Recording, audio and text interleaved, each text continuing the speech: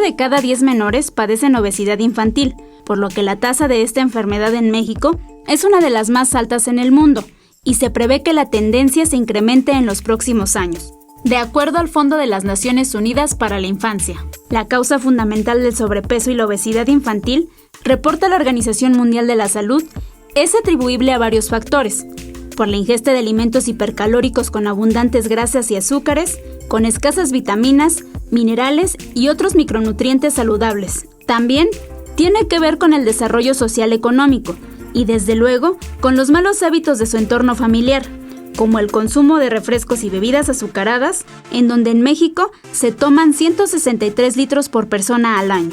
Incluso, la Organización de las Naciones Unidas para la Alimentación y la Agricultura señala que es fundamental que la industria alimenticia tome conciencia sobre este enigma nacional que mata a 23 mexicanos cada hora.